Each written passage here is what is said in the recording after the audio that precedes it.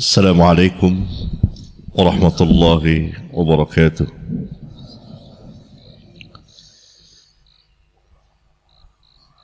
الحمد لله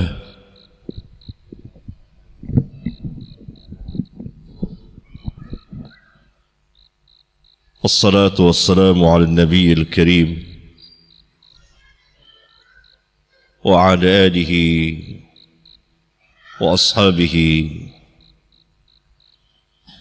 ومن تبعهم بإحسان إلى يوم الدين. أما بعد، ikhwan dan akhwat yang saya muliakan, alhamdulillah kita dapat berjumpa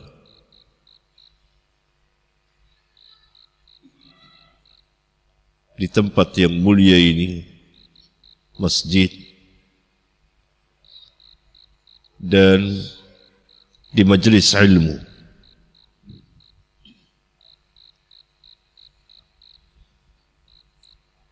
Karena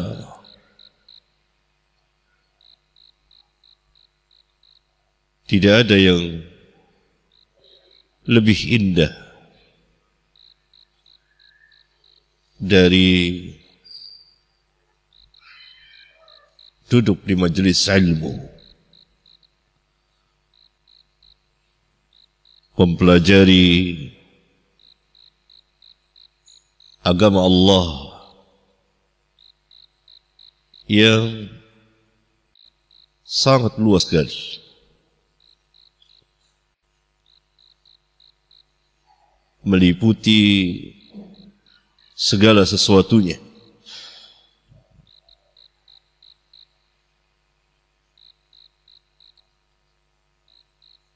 Oleh karena itu, Rabbul Alamin memerintahkan kepada orang-orang yang beriman untuk masuk ke dalam ajaran Islam secara menyeluruh. Ya ayyuhalladzina amanu udkhulu fis silmi kaffah. Hai orang-orang yang beriman, masuklah ke dalam ajaran Islam secara keseluruhannya.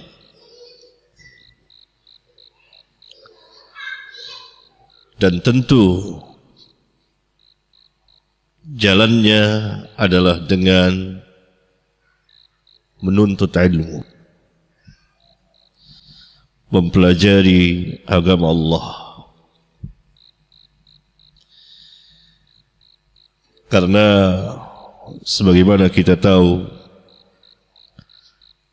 bahwa Allah Azza wa Jalla menciptakan manusia untuk beribadah. Wa ma khalaqtul jinna wal insa illa liya'budun. Tidak aku ciptakan jin dan manusia melainkan untuk beribadah.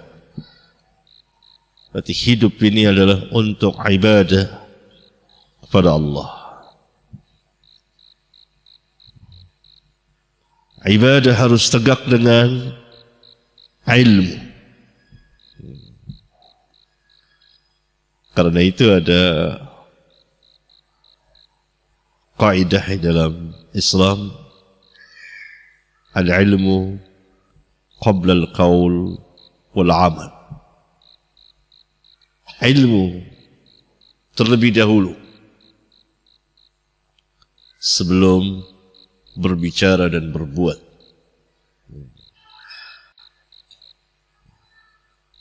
Oleh karena itu, Islam memerintahkan untuk berilmu, kemudian beramal. Berilmu, kemudian meyakini. Berdalil, kemudian beryakini. Bukan meyakini dulu lalu cari dalil. Terbalik, tidak boleh. Tapi dalil dulu, baru keyakinan.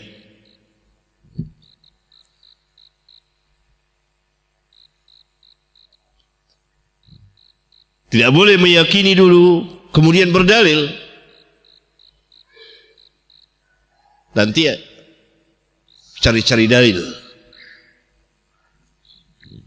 Cari-cari dalil. Khususnya kita pada zaman ini dan pada hari-hari ini penuh dengan fitan, kekacauan.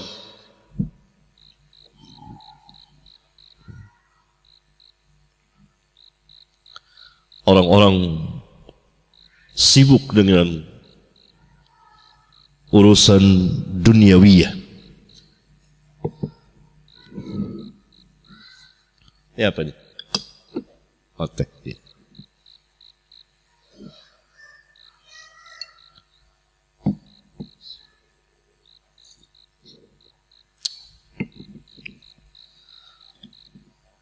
Orang sibuk dengan urusan duniawiyah.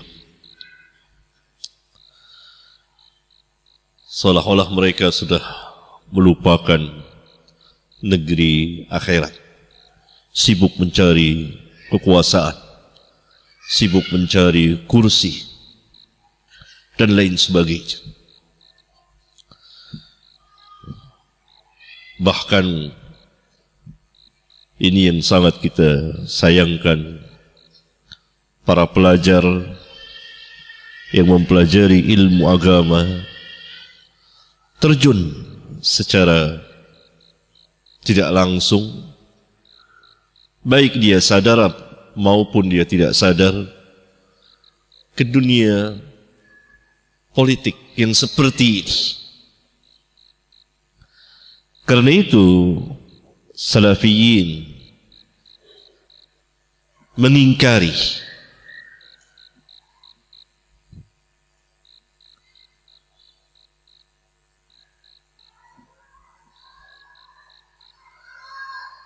siasah atau politik pada hari ini masuk dalam bagian agama.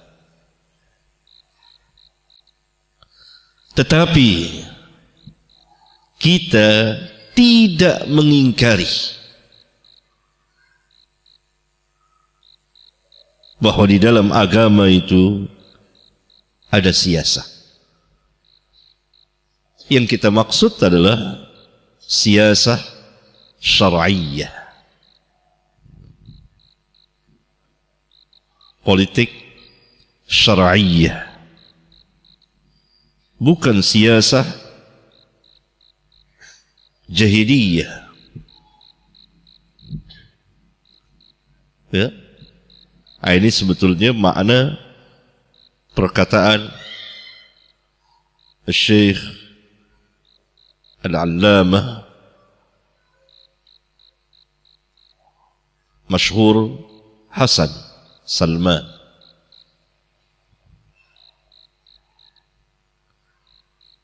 dalam kitabnya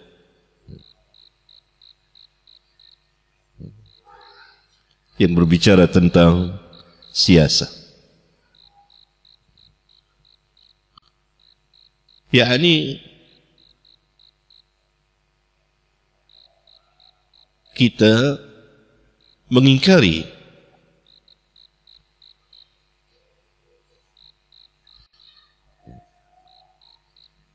ketika dikatakan bahwa siasah politik pada hari ini masuk dalam bagian agama. Ini tidak benar. Ini yang diingkari. Kalau siasah pada hari ini masuk itu dalam agama. Tidak. Bukan siasah seperti ini yang dikehendaki oleh Islam. Tetapi kita tidak mengingkari bahwa di dalam agama itu ada siasah. Atau siasah itu masuk dalam bagian agama. Yang dimaksud siasah syar'iyyah, yang berjalan sesuai dengan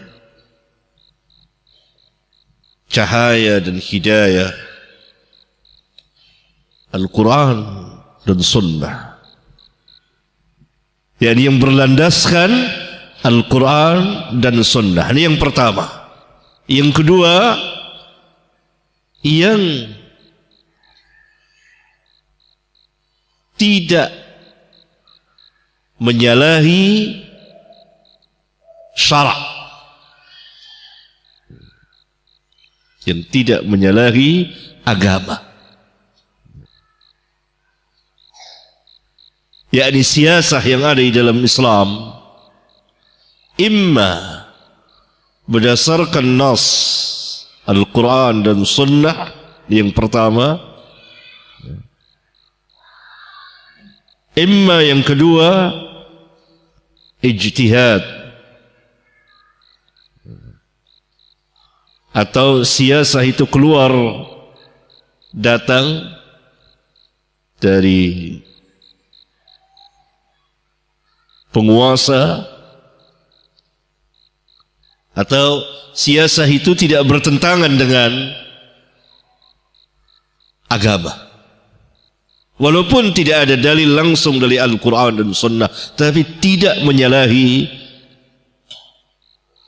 agama, tidak menyalahi Islam.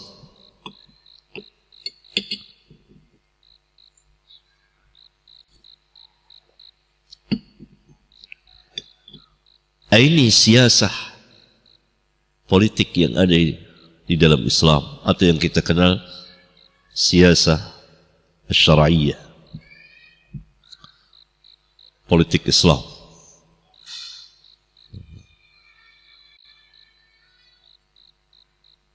Dia berdasarkan wahyu Alkitab dan Sunnah, atau sesuatu yang tidak bertentangan dengan agama, walaupun tidak ada dalil dari Al-Quran dan Sunnah, tapi tidak menyalahi agama.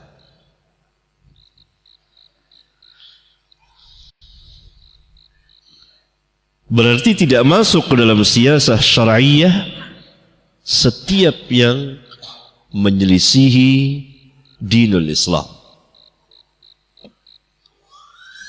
Nah, ini telah terjadi kata sepakat di antara para ulama bahwa siasah syar'iyyah itu pertama berdasarkan nas Alkitab dan Sunnah. Itu yang pertama. Yang kedua, keputusan dari ulil amri dan lain sebagainya yang tidak menyalahi dinul Islam.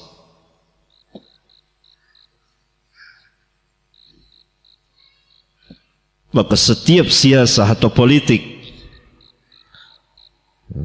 yang tidak berdasarkan Al-Quran dan Sunnah, tidak berjalan di atas hidayah dan cahaya Al-Quran dan Sunnah,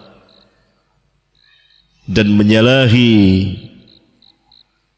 ketetapan Al-Quran dan Sunnah, menyalahi dinul Islam yang dasarnya Al-Quran dan Sunnah, maka dia bukan siasah syar'iyyah.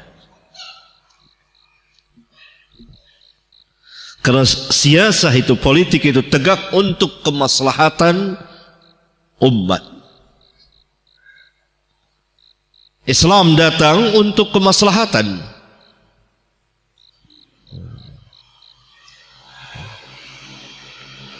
Tegak keadilan.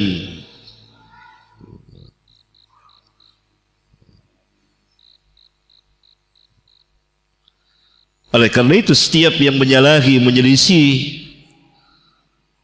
Al-Quran dan Sunnah, menyelisih agama ini, menyalahi, bertentangan dengan agama ini, maka tidak akan tercapai kemaslahatan atau keadilan itu. Nah, itu apa yang diterangkan oleh para ulama. Seperti Al-Imam Ibn Al-Qayyim dan lain-lain para ulama.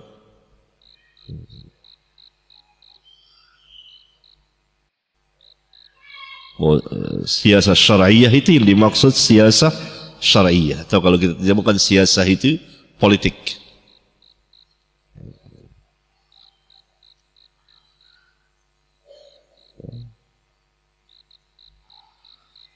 Nah, kalau dia menyalahi dinul Islam, maka itu bukan politik Islam.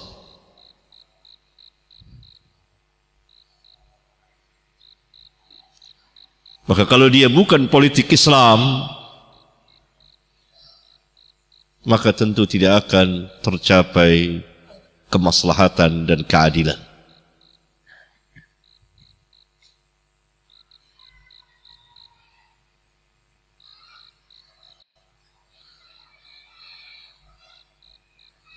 Tetapi kita lihat bahwa di dalamnya akan dipenuhi dengan pertama kebohongan.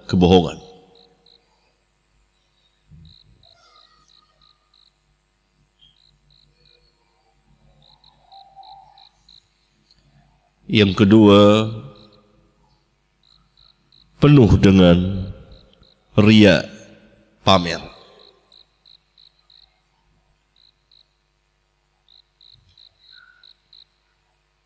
Memamerkan dirinya dan seterusnya.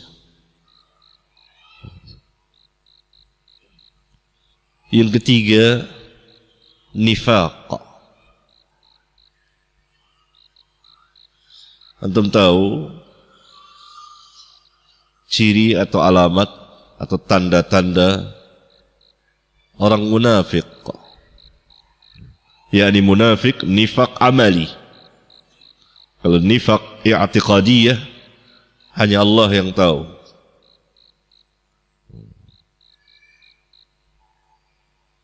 Nifaq perbuatan,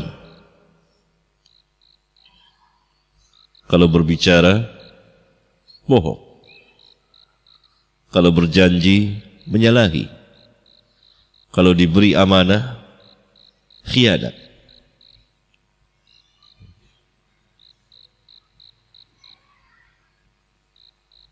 Setiap atau sebagian, kalau tidak boleh dikatakan sebagian besar, para politisi itu mengumbar janji, mengumbar kebohongan.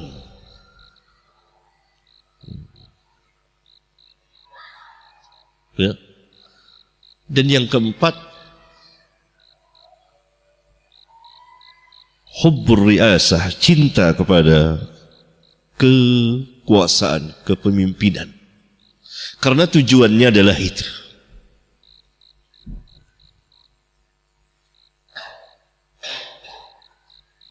Tujuannya adalah itu.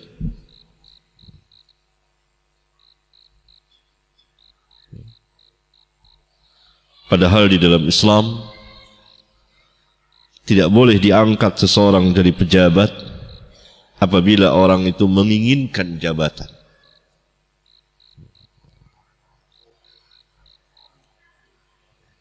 Karena tentu bisa jadi ada sesuatu. Ya, nah itu politik yang ada seperti itu. Nah, ini sangat rendah sekali. Kalau para pelajar ilmiah terjun ke dalamnya, masuk ke kancah perpolitikan yang menyalahi syariat Islam.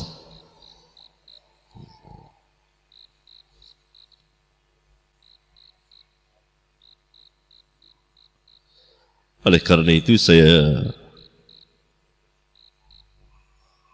belakangan ini sering menasihati untuk diri saya dan kaum muslimin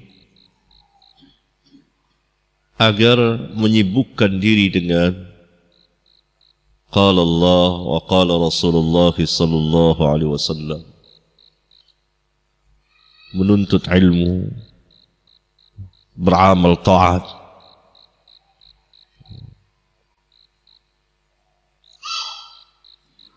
Karena itu Syekh Muhammad Nasiruddin Albani rahmatullahi alaih pernah mengatakan, perkataannya sangat terkenal sekali, minas siyasah tarkus siyasah, minas siyasah tarkus siyasah, termasuk dari politik adalah meninggalkan politik, termasuk dari berpolitik adalah meninggalkan politik itu sendiri. Yang dimaksud apa? Apakah menafikan, meniadakan sama sekali politik itu tidak ada dalam Islam? Tidak. Kan tadi saya sudah jelaskan, tidak ada seorang pun ulama Islam dari dahulu sampai hari ini yang meniadakan politik di dalam agama. Itu ada, dan dia masuk dalam bagian agama. Tetapi mereka mengingkari kalau politik pada hari ini masuk dalam bagian agama.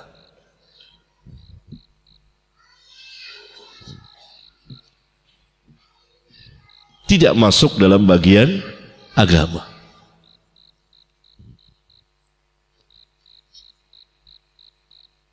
Ya. Ayat. Minas siyasah tarkus siyasah, termasuk berpolitik, meninggalkan politik. Jadi meninggalkan politik itu sebetulnya berpolitik begitu. Maksudnya apa? Maksudnya adalah tidak terjerumus ke dalam politik yang ada pada hari ini, yakni yang bukan siyasah syar'iyah.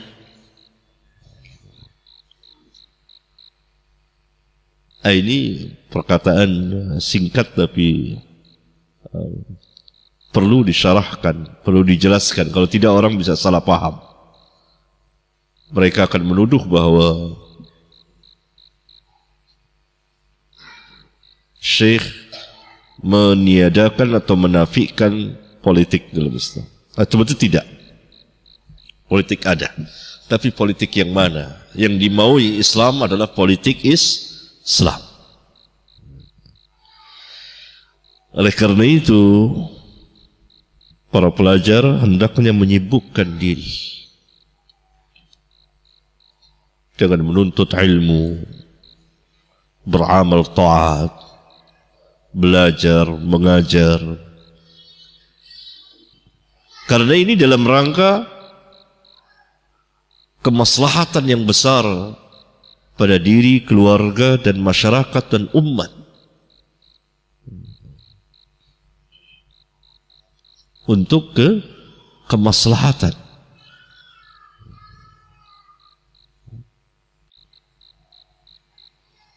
Karena Islam datang untuk memberikan kemaslahatan pada umat manusia bagi dunia dan akhirat mereka. Tidak ada ajaran Islam yang tidak maslahat. Seluruhnya maslahat.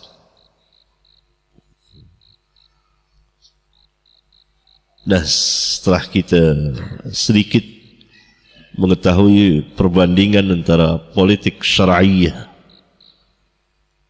siasat syar'iyah, dan yang bukan siasat syar'iyah, maka kalau pemuda-pemuda, para ustaz, para pelajar terjun ke dalamnya, kancah perpolitikan seperti ini, itu sangat rugi sekali.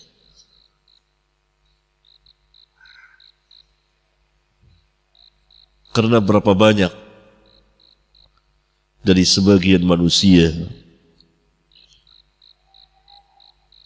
dari para pelajar,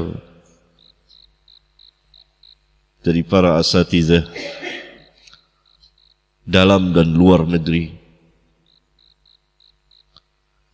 yang satu saat dia atau mereka terpengaruh,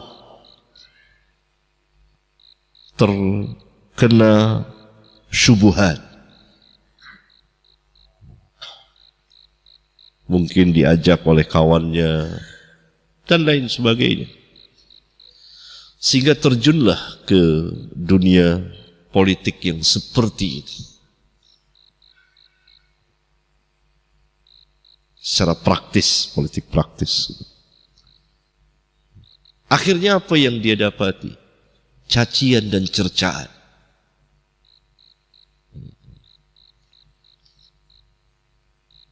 Kelelahan, capek, dan tidak memperoleh hasil apa-apa. Karena bukan politik seperti ini yang dimaui oleh Islam dan dikatakan oleh para ulama.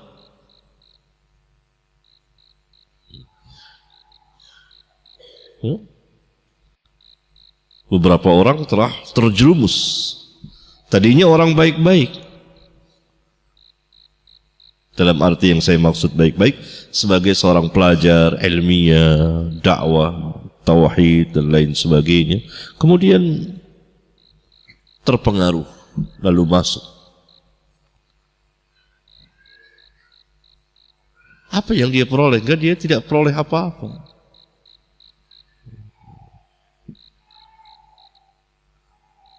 Hanya lelah, capek,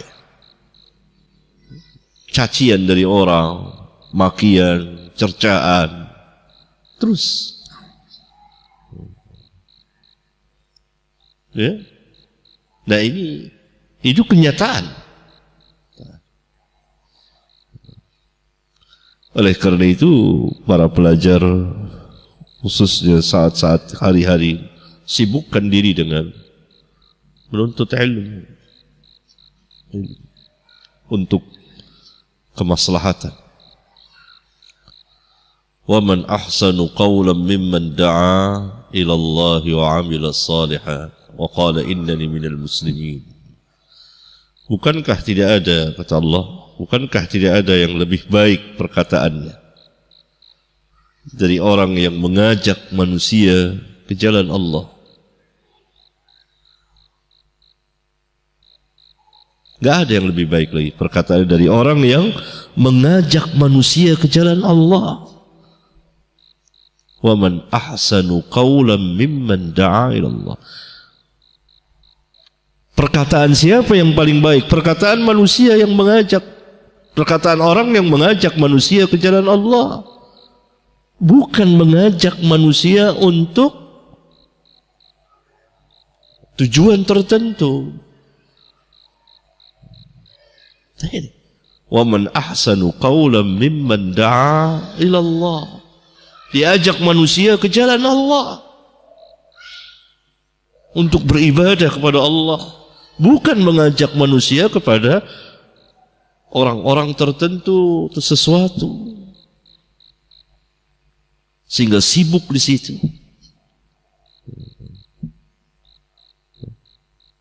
Ain.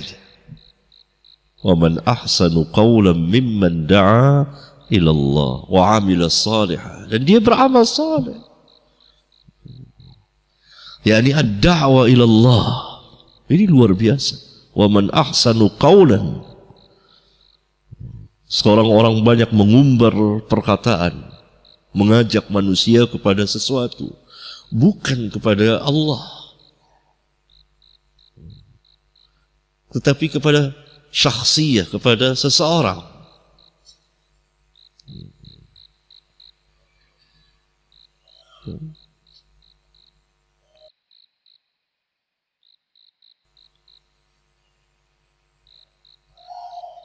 Tapi ini ad-da'wa ila Allah.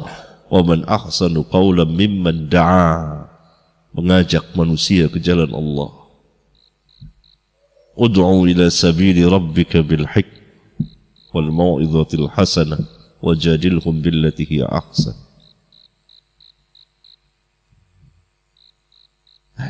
Dan ayat-ayat yang lain banyak sekali, yang semuanya intinya adalah ad-da'wah ilallah, dakwah mengajak manusia ke jalan Allah tabaraka wa ta'ala.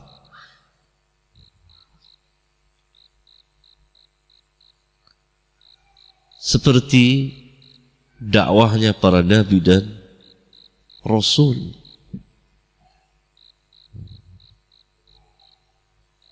Mereka menyeru, mengajak. Musa berdakwah kepada Fir'aun, mengajak. Demikian juga yang sebelumnya, Ibrahim. Dan yang sebelumnya, Nuh. Kemudian yang sudah mereka, Isa. Kemudian Nabi kita yang mulia, Muhammad alaihi wassalatu wassalam. Ad-da'wah ilallah. Besar sekali. Besar sekali. Allah katakan, enggak ada yang lebih baik perkataannya dari orang ini.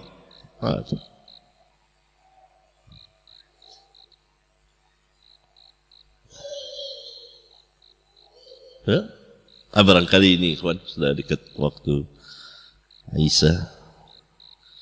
Sedikit kita mengenal tentang politik.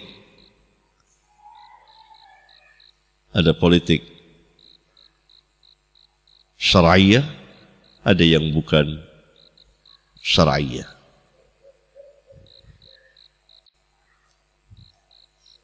Politik syar'iyah adalah pertama berdasarkan dua wahyu, wahyu Al-Quran dan wahyu As-Sunnah. Yang kedua, yang tidak menyalahi agama. Walaupun tidak ada nas dalil langsung dari Al-Quran dan Sunnah. Adapun politik yang bukan syar'iyah adalah yang menyalahi dua wahyu itu. Setiap politik, siasah yang menyalahi itu, maka dia bukan siasah syar'iyah. Dan bukan ini yang dikehendaki oleh Islam. Iya. Barangkali ada yang mau tanya sambil nunggu waktu. Ya.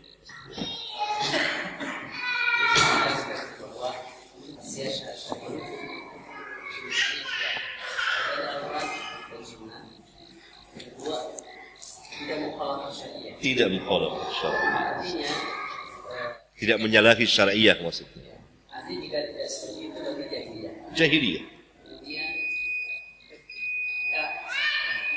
Kemudian jahiliyah tidak boleh masuk dengan wajib, walau wajib.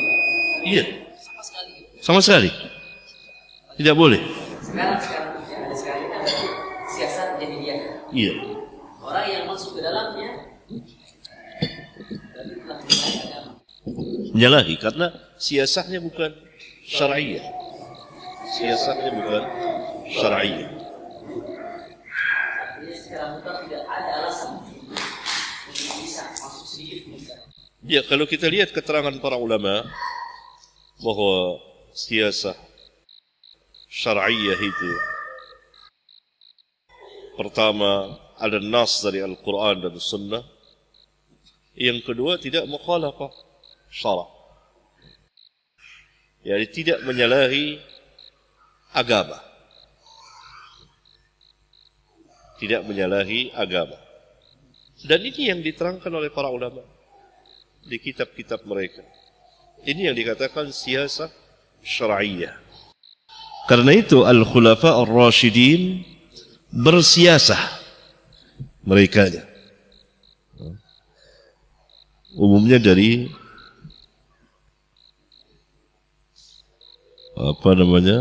umara. Banyak keputusan al-khulafa ar-rasyidin yang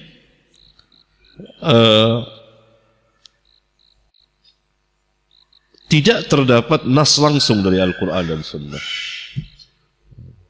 tetapi tidak menyalahi agama. Tidak menyalahi agama. Tidak menyalahi agama. Banyak sekali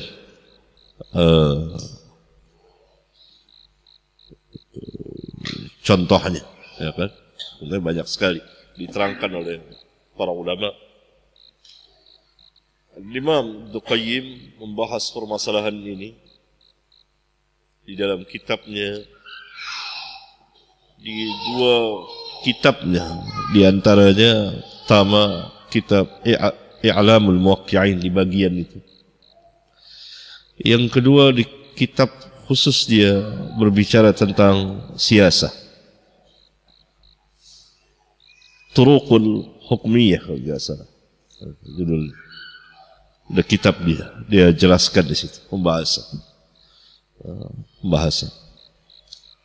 Ya, begitu. Nah, kalau menyalahi syariat, maka itu bukan politik Islam, bukan siasah syar'iyah.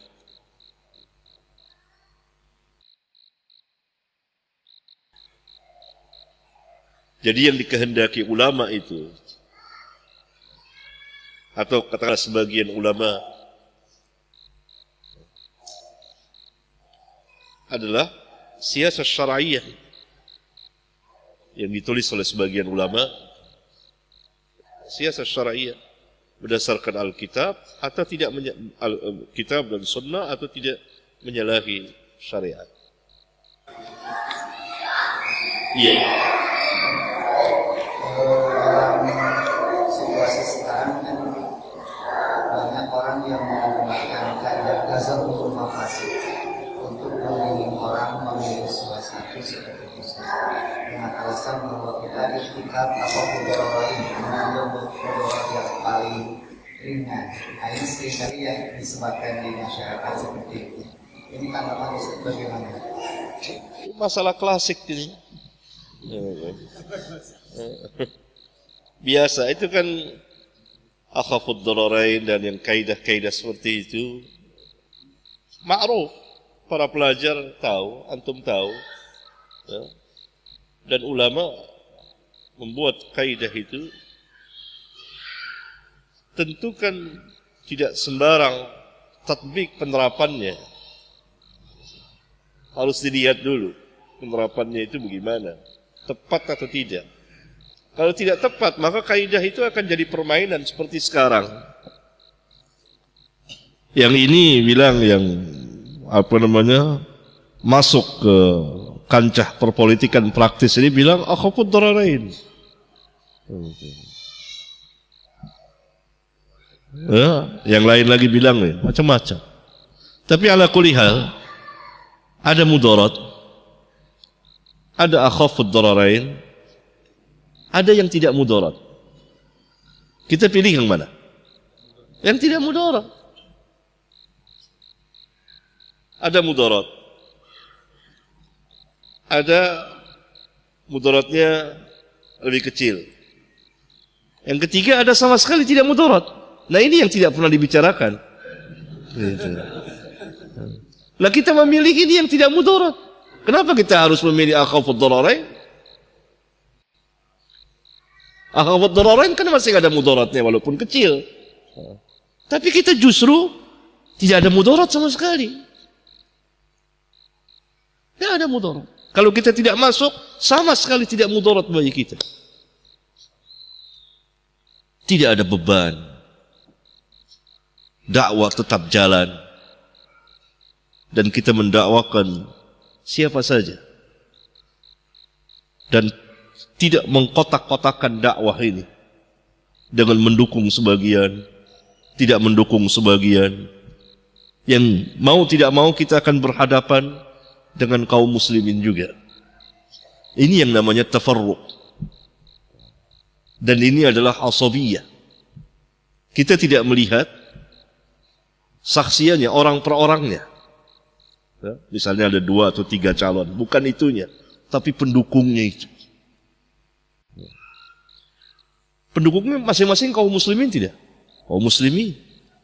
Mau tidak mau. Nah, itu tafarruq. Kalau perang kan perang dengan siapa? Kaum muslimin. Tafarruq. Dan saling asabiyah seperti kejadian sekarang. Nah, yang sangat kita sayangkan itu memang harus berjalan di satu negeri yang memang demokrasi, tidak dapat tidak. Tapi pembicaraan saya ini tertuju kepada para pelajar, para asatidzah, ya, khususnya Ahlus Sunnah. Terjun ke kancah perpolitikan seperti ini sangat rendah sekali. Karena dia masuk dalam kubangan jahiliyah. Yang dia bukan jahiliyah. Dan dia akan mencari-cari dalil. Bahkan sebagian saya lihat telah melakukan tahrifun nusus, merubah-rubah nas. Dipaksakan untuk dijadikan sebagai sebuah dalil. Ya, ini yang sangat kita sayangkan. Sangat kita sayangkan. Ya, dalilnya itu akhafud dararain. Kenapa kita harus pilih akhafud dararain kalau ada yang tidak ada mudarat sama sekali? Tidak ada mudarat sama sekali ketika para dai itu tampil sebagai dai. Dia tidak masuk ke dalam kancah perpolitikan seperti itu. Dia tadi, wa man ahsanu qawlan mimman da'a ila Allah. Dia ajak manusia ke jalan Allah, tauhidullah. Bukan dia ajak manusia untuk mendukung salah satu seperti kebanyakan orang. Paham nggak? Ya, ini di negeri seperti ini, negeri lain yang memakai sistem demokrasi, tidak ada yang seperti ini, politik seperti ini.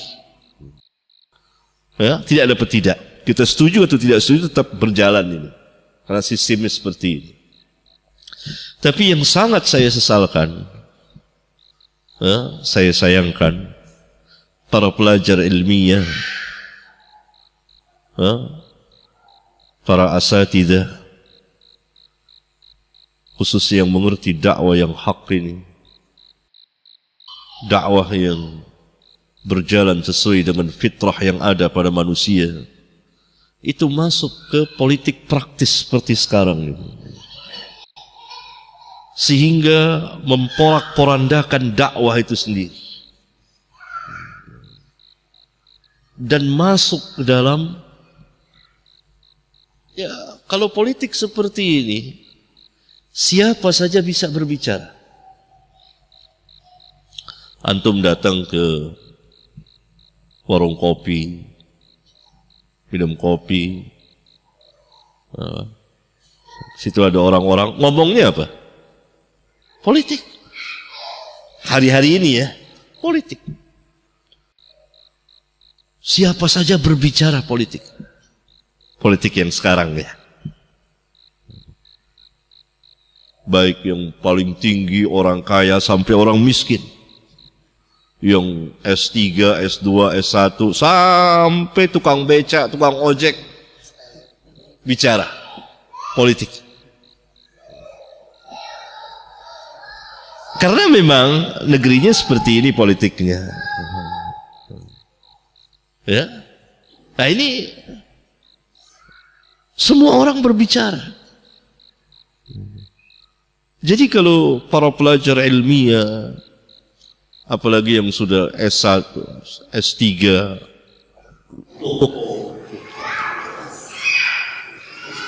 masuk ke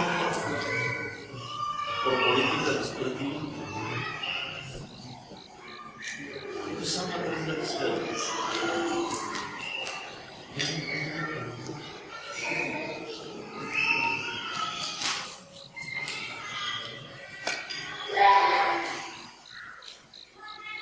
Dan justru itu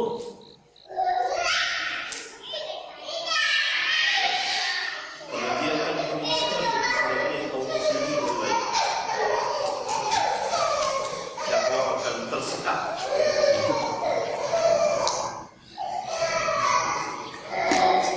Kemudian juga jadi beban. Ya, kalau yang dia hukum itu benar, beban, kalah lebih beban lagi.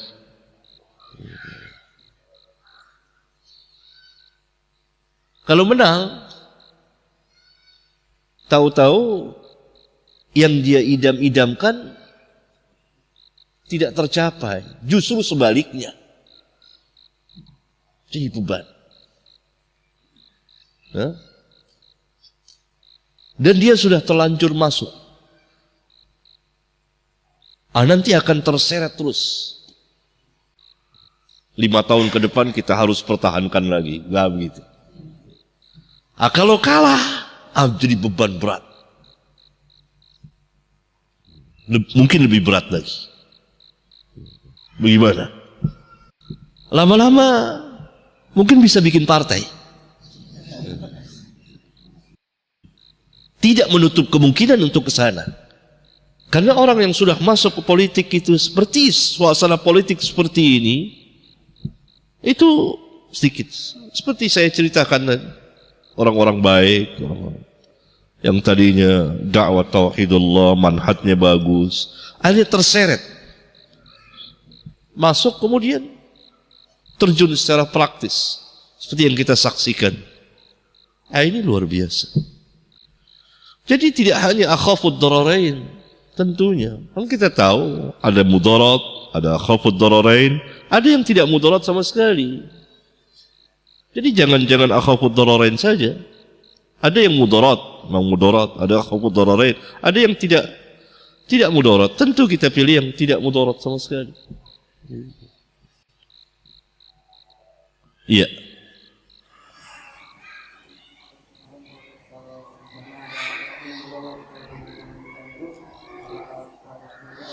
Saya tidak langsung masuk ke pembicaraan sana. Itu sudah politik praktis. Saya bicara tentang ilmu. Kalau antum paham pembicaraan saya yang memang dibutuhkan kecerdasan, antum bisa memutuskan sendiri. Saya tidak berkampanye untuk jangan nusuk atau nyoblos atau tidak. Tapi ini dalam rangka untuk menjelaskan tentang ada siasah syariah, ada yang tidak syariah. Iya.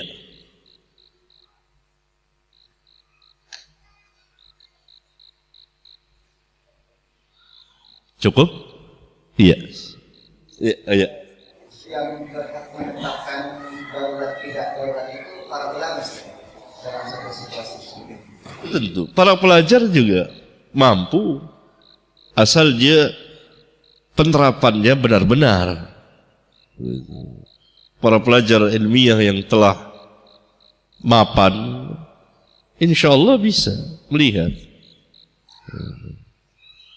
Permasalahannya di sini adalah membawakan kaidah tersebut dengan tanpa hujjah, kecuali kekhawatiran, bayangan-bayangan, nanti akan begini, nanti akan begini, nanti akan begini. Ini bukan ilmu namanya. Bukan ilmu.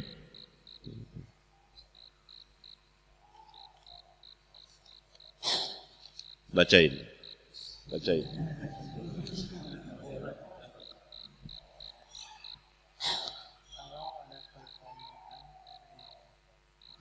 Oh, ini saya bawa kacamata sini. Saya bawa kacamata ini.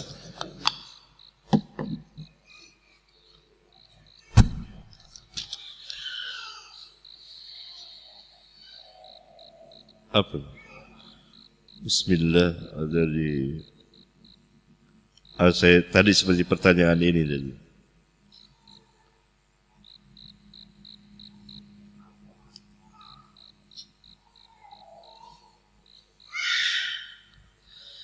Ini ada pertanyaan. Ustadz, menghadapi Ramadan nanti mana yang lebih tepat untuk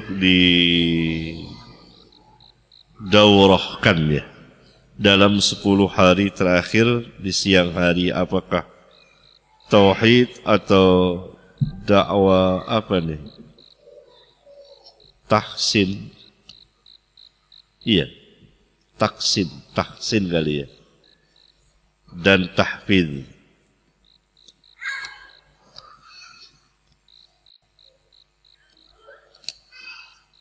Ya kalau disuruh milih tentu dakwah tauhid, dakwah tauhidullah, atau dikerjakan semuanya. Ya, itu barangkali wallahu a'lam. Iya. Kalau sekarang kan siasat jahiliyah. Kalau ada yang terlibat itu berdosa tidak? Hah? Kenapa? Kalau ada orang yang terlibat dalam siasat jahiliyah itu berdosa tidak? Nah, pertama dilihat dari ilmunya. Dia sudah tahu atau belum? Sudah tegak hujjah atau belum? Ya, ilmu. Dan kenyataannya masyarakat belum tahu.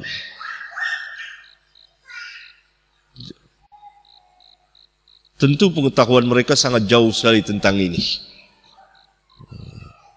Kalau masyarakat umum, ya, sangat jauh sekali. Jangankan ini, yang lebih tinggi lagi, tauhid, dan yang menjadi lawan bagi tauhid, asyirku billah, enggak tahu. Jelas tuh. Al-udhur bil jahli. Enggak tahu.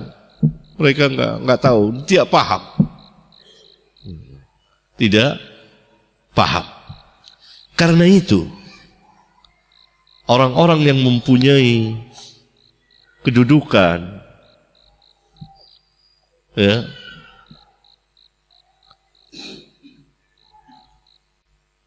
dia ahli agama, khususnya yang berada di atas manhaj yang hak, salafiyin, berbicara tentang ini dan masuk ke dalamnya, itu akan menjadi contoh nantinya.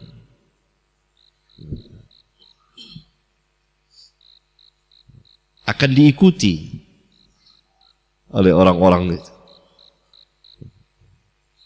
Ya, itu di antara bahayanya. Di antara bahayanya itu.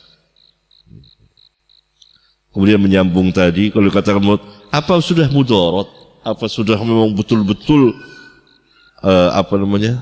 darurat, apa sudah betul-betul darurat, itu kan harus orang-orang yang alim yang melihatnya, dan tidak ada keberpihakan, asal mempunyai pengetahuan yang cukup. Apa ini sudah sampai darurat yang tidak dapat tidak? Kan selalu diangkat darurat kan? Ini darurat. Sejauh mana darurat itu? Bahkan kalau beralasan seperti itu, karena darurat nih kita harus ini. Padahal kita tidak ditimpuki rumah kita, tidak dipukuli, tidak diseret, tidak ditangkap, tidak disiksa. Nah, seandainya Jakarta dipimpin oleh non-muslim, itu masih darurat nggak? Tunggu dulu, saya mau jelasin dulu. Ya. Nah, kalau itu jadi alasan darurat, maka dengan sebab itu darurat dan kita harus masuk, maka nanti sebagian kaum muslimin yang berpegang dengan sunnah di pelosok-pelosok yang diserang oleh masyarakat itu sudah dipukuli loh, karena nggak mau ikut tahlilan, nggak mau ini, diboikot oleh masyarakat. Nah, mereka nanti akan bersuara, kami juga darurat, bahkan lebih darurat mereka dari. Apakah karena daruratnya mereka boleh ikut tahlilan? Paham nggak? Iya kan? Itu lebih darurat loh. Apakah dengan sebab itu boleh aja deh ikut tahlilan? Akhirnya apa? Agama jadi permainan. Tidak ada keistiqomahan. Ya, yang antum tanyakan. Sekarang saya balik bertanya kepada antum. Negara ini memakai sistem apa? Enggak. Sistem politik apa? Demokrasi. Tahu demokrasi? Kalau tahu antum udah tahu jawabannya. Enggak perlu saya jelasin. Apa? Di sistem demokrasi, siapa saja bisa jadi pejabat, pemimpin. Tidak dibedakan antara muslim dengan kafir. Tidak dibedakan antara laki dengan perempuan. Tidak dibedakan antara orang musyrik dan orang muwahhidin dan lain sebagainya. Enggak ada. Sistemnya seperti itu. Bagaimana antum mau melawan? Tidak. Dakwah al-anbiya wal mursalin bukan menentang sistem yang dibuat oleh orang, tapi mendakwahkan orangnya. Orangnya berubah dengan izin Allah akan berubah. Dakwah harakiyah, hizbiyah, sia-sia. Siasah itu kan sia-sia. Dari sasa ya susu, siasatan. Sia-sia. Itu dakwahnya masuk ke dalam sistem itu. Masuk ke dalam sistem itu untuk merubah sistem itu. Tentu akan berbenturan dengan banyak orang. Kalau antum misalnya caleg dari partai anu dan gol masuk jadi anggota DPR pusat. Antum orang baik, orang taat, gairah Islam. Antum menyuarakan Islam, akan ditentang oleh banyak orang.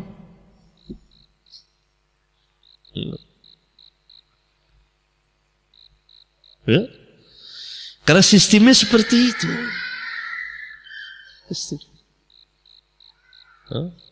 Ya paling-paling bisa dengan payah, nggak bisa apa-apa juga. Sulit. Itu perbedaan yang asasi dakwah salafiyah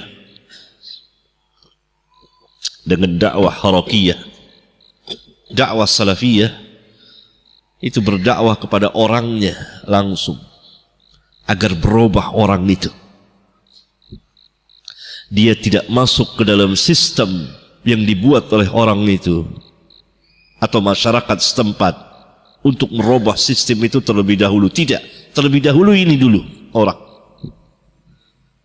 agar orang itu berubah. Dengan berubahnya orang itu, dia akan meninggalkan sistem yang dia buat.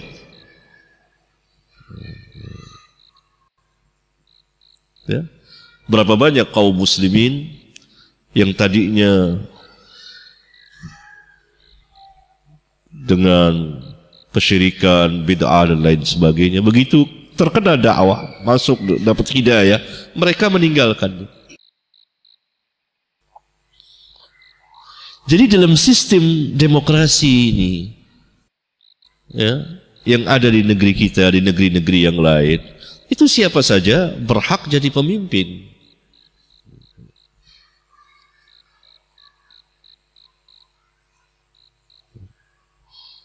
Tidak bisa kita halangi. Karena memang sistemnya seperti itu. Yang bisa kita perbuat, masukkan Islam sebanyak-banyaknya. Ad-da'wah ilallah. Seperti sekarang berduyun-duyun orang masuk Islam. Nanti diajarkan Islam itu apa. Nah, ini dakwah yang besar.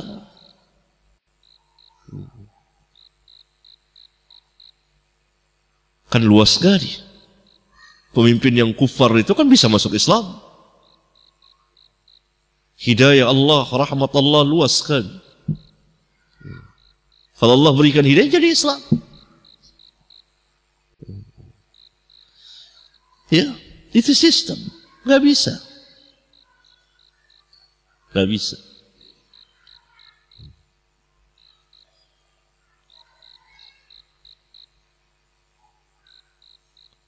Ya.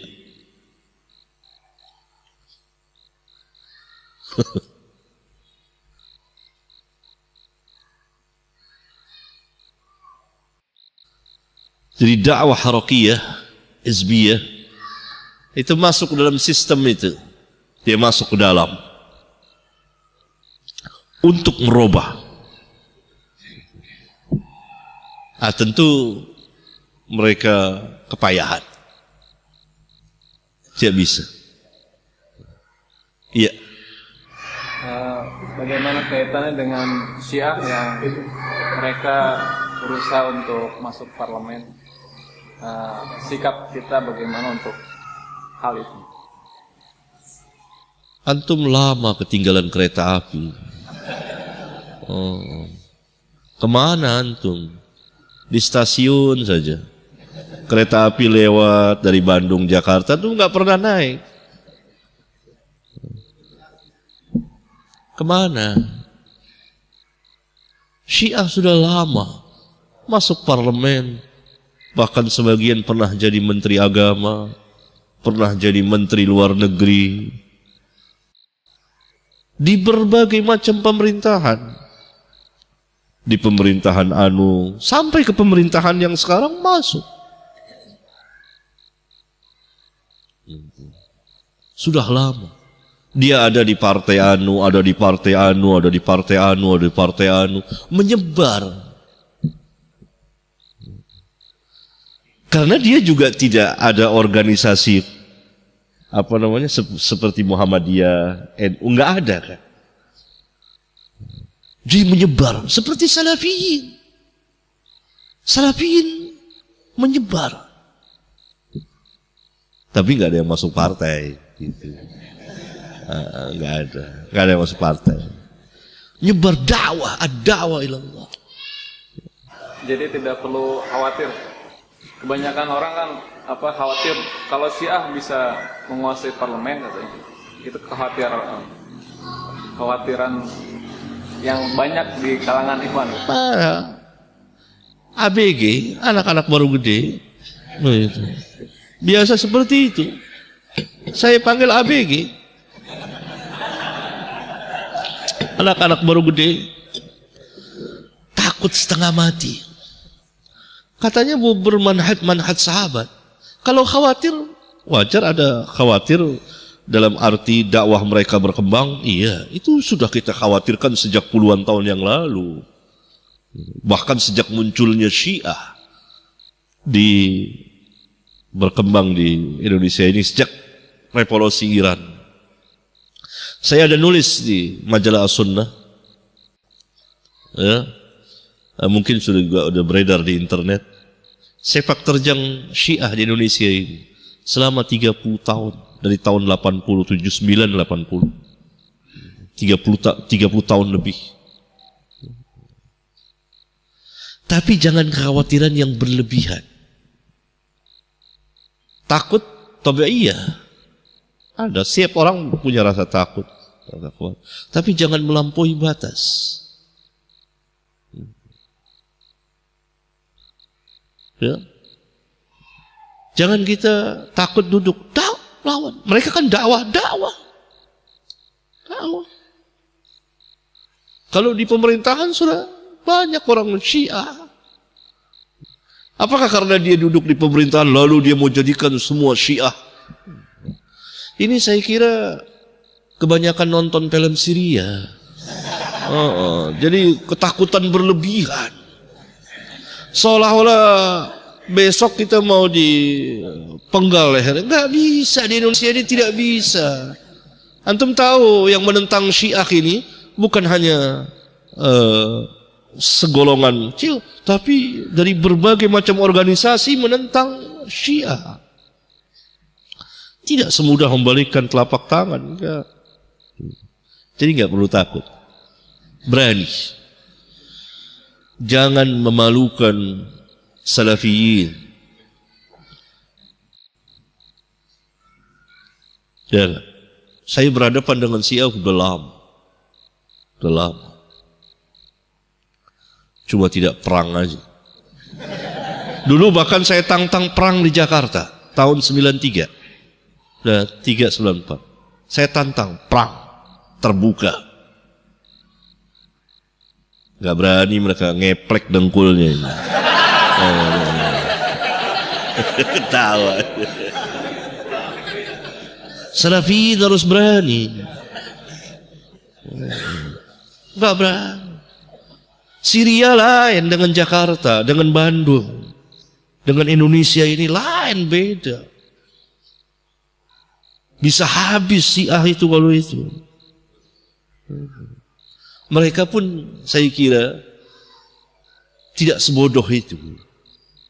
Walaupun hukum asalnya mereka orang paling bodoh dalam dalil-dalil nakliyah dan akliyah. Itu keterangan Syekhul Islam. Sebodoh-bodoh firqah yang menasabkan diri kepada Islam terhadap dalil-dalil nakliyah dan akliyah Syiah. Kenapa? Ini bukan kita ngatain ngejek sih, tidak. Enggak ada kita kan. Terbukti. Syekhul Islam kata di awal-awal Minhajus Sunnah, sejahil-jahil orang dalam dalil-dalil nakliyah dan akliyah Syiah. Di antaranya adalah karena Syiah membenarkan, mendustakan sesuatu yang telah pasti, berita itu benar, datang secara mutawatir, didustakan. Kan bodoh. Sementara sebaliknya, berita yang telah pasti ini kebohongannya telah diketahui benar-benar bohong, dia benerin, dia benarkan. Sebodoh-bodoh orang, sebodoh-bodoh firqah yang menasabkan diri kepada Islam, Syiah. Gak punya hujjah untuk mendakwahkan apa, dia mendakwahkan apa? Ahlul Bait. Padahal Ahlul Bait memusuhi mereka.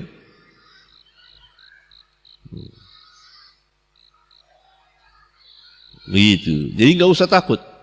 Itu anak-anak ABG saya panggil takut. Anak-anak baru gede, dia ketakutan, setengah mati. Pada Syiah nggak ada apa-apa, nggak ada. Ya dia hidup di negeri, dia bisa dakwah. Kita lawan dengan dakwah lagi. Semangat ad-da'wah ilallah.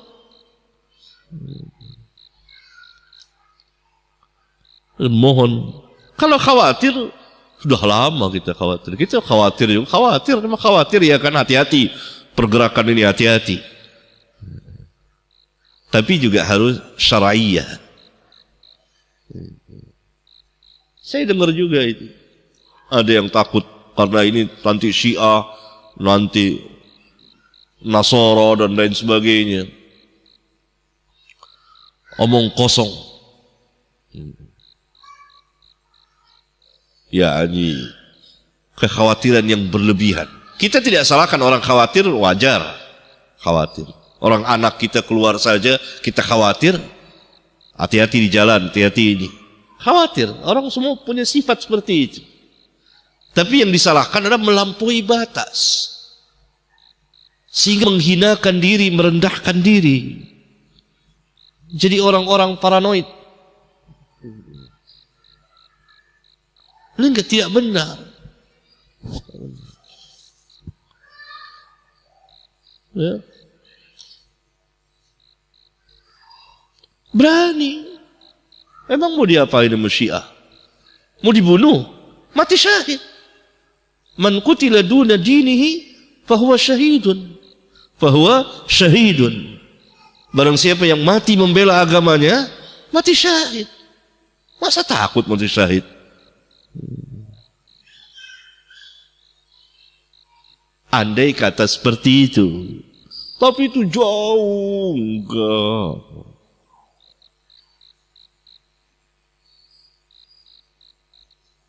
Enggak paham sih. Enggak paham pertanyaan antum. Kemana arahnya?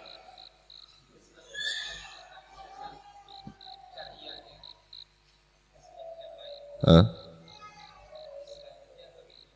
Selanjutnya bagaimana apanya? Iya, jalani syariat. Sama juga seperti seseorang tadinya nggak sholat, kemudian sudah tercapai dia sholat. Apa selanjutnya yang dia kerjakan? Sholat. Itu. Masa mau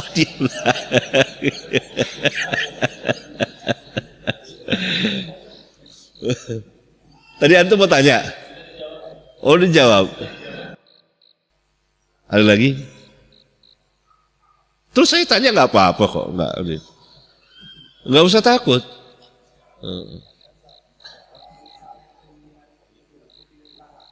Hah? Oh, saya nggak bicara langsung ke sana. Ya, saya nggak bicara ke sana, ya kan? Nggak. Udah masuk politik praktis. Ya?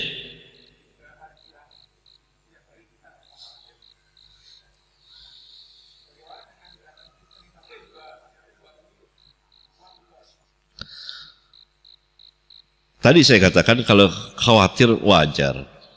Khawatir orang yang salah berlebihan. Takut nggak dilarang dalam agama. Tapi melampaui batas yang benar atau kejerumus kepada yang haram. Makanya tadi saya katakan orang harus tahu ya ini kan hanya karena sebagian tokoh Syiah masuk ke salah satu partai. Timbul kekhawatiran yang luar biasa. Padahal kenapa yang sebelumnya tidak dikhawatirkan? Yang juga tokoh Syiah. Yang mungkin lebih cerdas, lebih pintar takiyahnya. Enggak, kenapa? Enggak tahu kitanya. Sekarang baru melek. Ya. Justru Syiah itu kewalahan berhadapan dengan dakwah sunnah. Karena dakwah dia itu terhenti. Paling tidak tersendat dengan adanya dakwah sunnah ini. Dakwah sunnah ini luar biasa. Memang dia cukup subur hidup di Indonesia ini. Karena apa? Karena masyarakat umumnya nggak tahu siapa Syiah. Jangan kata masyarakat, sebagian tokoh-tokohnya pun tidak tahu Syiah. Berkembang. Yang kedua, dia hidup mengikuti selera masyarakat berlapis-lapis. Kalau antum bisa cari di internet, kalau nggak salah tulisan saya kalau nggak salah masuk, tidak ada yang masukin. Sepak terjang Syiah saya jelaskan di situ secara ringkas. Ya. Jadi jangan kekhawatiran yang berlebihan, jangan. Kita juga dakwah. Yang kedua, kristenisasi. Nggak ada tuh kristenisasi. Di mana kristenisasi? Saya bingung itu. Nggak ada. Orang diajak-ajak masuk Kristen nggak ada yang mau. Paling mungkin 1-2 orang yang dhaif iman, yang orang-orang munafikun yang lemah, kasih Indomie, kasih ini mah. Kulung kidul berapa orang nggak ada. Ini dia sebagian pelajar, sebagian asatidzah yang terjerumus ke dalam politik ini, politisi. Wah, pernah cerita sama saya tentang ini. Saya bilang ini terlalu berlebihan. Justru sekarang ini setiap hari orang masuk Islam. Dari orang-orang Kristen dan agama lain masuk Islam, masuk Islam, masuk Islam. Nggak lihat tuh di masjid-masjid orang masukin Islam, masjid-masjid tertentu masuk Islam. Maka itu mana kristenisasi, di mana? Nggak ada. Kepada orang-orang tertentu di daerah-daerah tertentu, itu pun hanya beberapa gelintir orang. Kita tidak menafikan memang ada yang murtad, tapi ini benar-benar murtad nggak?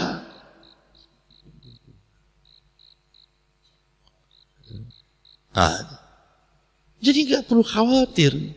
Kalau orang kenal Islam, apa yang ditakuti dari kristenisasi? Karena itu perlunya dakwah penyebaran Islam itu. Kuat Islamnya justru dia bisa masukin orang itu dengan izin Allah. Gak perlu dia.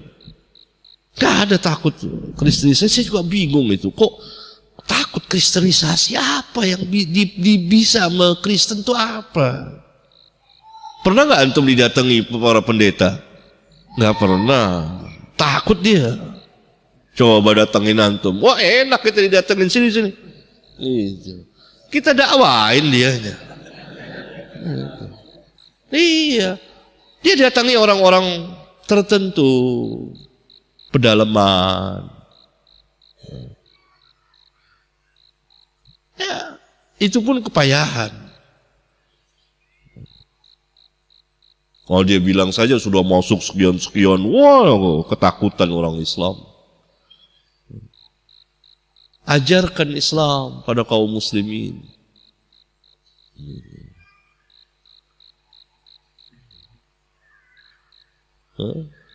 Memang ada dia, saya tahu di wilayah-wilayah tertentu. Ya dia beli tanah, dia beli ini, dia bangun ini, dia beli itu. Belum tentu masyarakat setempatnya masuk ke agama dia. Nah, dia punya uang.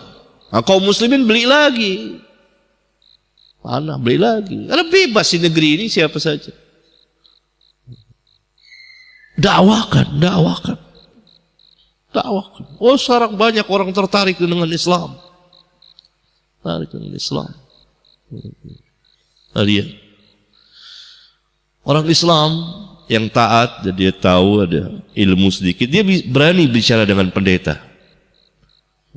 Tapi pendeta nggak ada yang berani bicara. Ada antum didatangi pendeta nggak? Pernah nggak? Nggak. Padahal pendeta tahu antum. Nggak berani. Karena apa yang mau didakwakan? Mulai dakwanya itu dari mana? Bingung, nggak bisa. Nah ini emang antum tahu, udah lama. Tahun 50-an ditakut-takuti. Nanti PKI akan berkuasa, akan begini. Ternyata tidak. Sampai tahun 60-an pun demikian. Tahun 70-an pun begitu. Tahun 80-an, tahun 90-an. Selalu ini. Selalu saja kaum muslimin ditakut. Nanti kalau nggak begini akan begini. Kalau nggak begini akan begini. Itu sudah berlangsung lama. Bukan tahun 2014 ini saja. Sudah lama.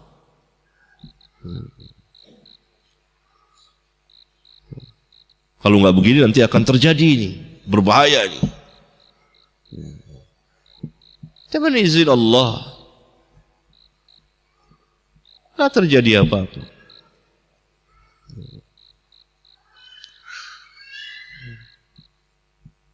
Barangkali ini, ikhwan, agak lama panjangan kita. Subhanakallahumma wa bihamdika asyhadu an la ilaha illa anta astaghfiruka wa atubu ilaik. Assalamualaikum warahmatullahi wabarakatuh.